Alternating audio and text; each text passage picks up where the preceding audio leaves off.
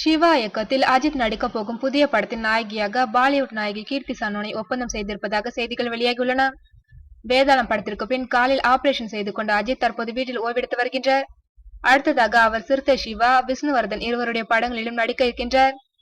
இந்நிலையில் சிறுத்தை சிவா இயக்கும் படத்தில் அஜித்தின் ஜோடியாக பாலிவுட் நாயகி கீர்த்தி சனோனை நாயகியாக படக்குழுவினர் ஒப்பந்தம் செய்துள்ளனர்.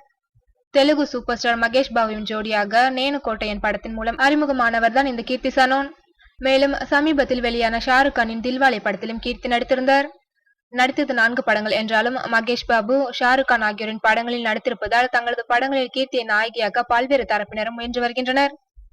இந்நிலையில் அஜித்தின் படம் மூலம் தமிழில் பிரவேசம் செய்ய போகின்றார் கீர்த்தி. சிறுத்தை சிவா, அஜித் 3வது முறையாக இணையும் படத்தில் அஜித் இரட்டை வேடத்தில் நடிக்கின்றாராம். இதில் ஒரு அஜித்திற்கு ஜோடியாக கீர்த்தி சனோனை படக்குழுவினர் ஓகே செய்துள்ளனர். மற்றொரு நாயகி பற்றிய விவரம் இன்னும் வெளியாகவில்லை.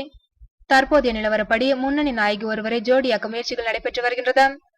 அசல் படத்திற்கு பின்னர் 6 வருடங்கள் கழித்து அஜித் இரட்டை வேடத்தில் நடிக்க இருப்பது அவரது ரசிகர்கள் இடையே மகிழ்ச்சியை அதிகப்படுத்தியிருக்கின்றது.